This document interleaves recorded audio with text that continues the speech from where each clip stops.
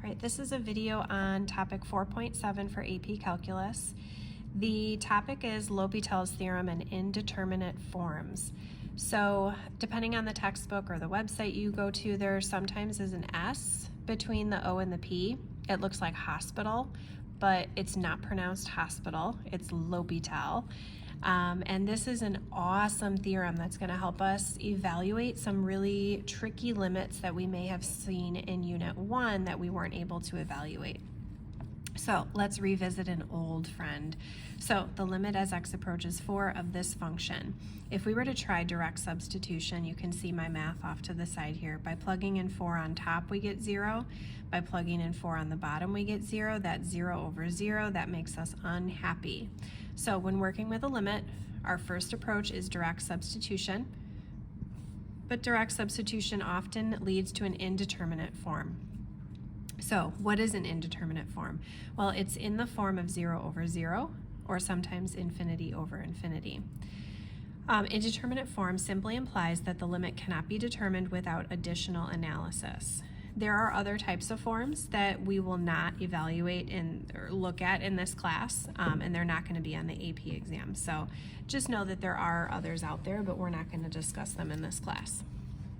So as a review, in Unit 1, we evaluated limits like this by factoring and reducing. Okay, that is still a valid way of evaluating the limit. The limit that we were looking at the top of the page could be factored. The x minus 4's cancel. We end up with this. We can then substitute in the 4 and reduce to get 5 over 4. However, this method of evaluating limits of indeterminate forms is very limited. Haha, no pun intended. Or maybe it is intended, and does not work with many types of limits. For example, what about this limit? That cannot be factored. Direct substitution leads to the indeterminate form 0 over 0. However, none of the methods we used in Unit 1 will help us evaluate the limit. Thankfully, there's another method that will help us evaluate limits of indeterminate forms. And so at the bottom of this page is L'Hopital's theorem. Here I've got the S to indicate that sometimes you'll see the S in there. It is not pronounced hospital though. All right, so here's what L'Hopital's theorem says. Let f and g be functions that are differentiable on an open interval between a and b containing c, except possibly at c itself. It might not be differentiable at c. Assume that g prime of x is not 0, and for all x in ab except possibly at c itself. So if the limit of the numerator equals 0 and the limit of the denominator equals 0, then the limit of the numerator over the denominator is equivalent to the limit of the derivative of the numerator over the derivative of the denominator. So if you get an indeterminate form where you take the limit of the top and the limit of the bottom using direct substitution and you get 0 over 0, it's as simple as just taking the derivative of the numerator separately from taking the derivative of the denominator, and then try direct substitution, and you should be able to get an actual value. So let's give it a try and see what some of these examples look like. So at the top of the next page, I have some important notes for L'Hopital's theorem. This is a theorem. Theorems require that we always check conditions before applying the conclusion. On the AP exam, if you jump just directly to using L'Hopital's and you don't show the conditions before you use it, you will not get full points. So you have to make sure you follow all the steps, and I will do that in our examples so you know exactly what I'm talking about. AP will be very picky. They do not want to see you writing 0 over 0 or infinity over infinity on your paper. While that might be what you get, that's not your answer. They don't want you writing it down. So when working with a limit question, follow this order. Write the limit of the numerator and the limit of the denominator separately. I realize this is a lot of writing and it's kind of annoying, but it has to be done like this for you to get full credit on the AP exam. If both limits approach 0 or infinity, apply L'Hopital's theorem. After applying L'Hopital's theorem, find the limit of the numerator and denominator separately. Again, I know it's a lot of writing, but it has to be done that way.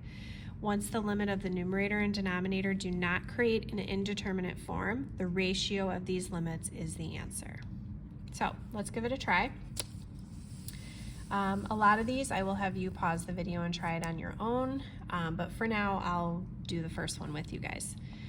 So we have the limit as x approaches 4 of this function here. If we tried direct substitution, we'd get 0 over 0. So what we first want to do is we want to show this separately.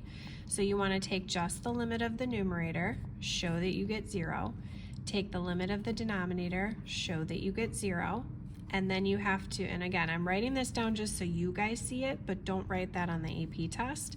You could just simply say, because the limit of the numerator and the limit of the denominator both equal 0, L'Hopital's rule or theorem applies. So these are the conditions that I was talking about that AP has to see in order to give you full credit on the exam. Now that you know you can use L'Hopital's rule or theorem, then you can actually apply it. So the derivative of the numerator is just 2x plus 2. The derivative of the denominator is just 2x. Now we can plug in 4 for x, which is done here. Multiply and add, multiply and simplify, and our solution is 5 over 4. So much easier than in the past when we had to try factoring. Now, example 2, as you can see, you can't factor that one, but again, let's show our conditions. Find the limit of the numerator, we get 0. Find the limit of the denominator, we get 0. Thus, I can apply L'Hopital's theorem. So, let's find the derivative of the numerator. Make sure you're using chain rule for the e to the 2x part. You get e to the 2x times 2, so I just wrote it as 2e to the 2x, plus the 1, and then the minus 1 goes away. The derivative of the denominator is 2x plus 4. Now go ahead and try plugging in 0 for both x's. On top you end up with 3, on the bottom you end up with 4, and your overall answer is 3/4. So much faster than what we've seen in the past. All right, let's take a look at examples 3 and 4. All right, example 3, I'll do this one with you guys as well because this time we have an f of x and we're given a table up above, so we might have to do a little bit more work. So first we try direct substitution. And if we take the limit as x approaches -2, we substitute in -2 on top and we get 0. Try the limit of the denominator, you substitute in -2, you get 0. Thus, I can apply L'Hopital's rule or L'Hopital's theorem. So, let's take the derivative of the numerator, which is just f prime of x, and then the derivative of the denominator is just 2. Now here's where I have to use my graph up above to be able to find f prime of -2. So, here's -2 on the graph. But the good thing is that this is a line here, so I can find the slope anywhere on that line. I can go up 1 backwards 2, or I can go down 1 to the right 2. Either way you go, you should find that the slope is -1/2. Don't forget that it's divided by 2, so divide those and you get that your limit equals -1/4. All right, let's take a look at example 4. This one requires g of x, so we're going to need the table up above. So first, let's try direct substitution. All right, so by plugging in 4, I get g of 4 plus all of this. Let's see, g of 4 is -3 from the table, so that's why I have a -3 here. And then simplifying this, that would be e to the 0, which is of course just 1, so then I have 3 times 1, that gets me 0.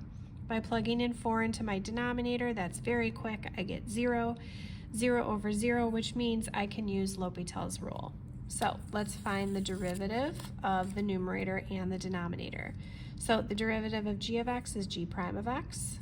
Careful, make sure you're using chain rule here. The derivative of 3e to the 2x minus 8 ends up being 6 because you would multiply by 2. And then the derivative of the denominator is -1. Careful with the order there. If you want to rewrite it, -x plus 4, you can do that. Now let's try direct substitution. If you put 4 directly in, let's see, g prime of 4 is going to be right here at -1, so that's why I have a -1 here. Again, this becomes e to the 0, which is of course 1 times 6, so I have 6 there.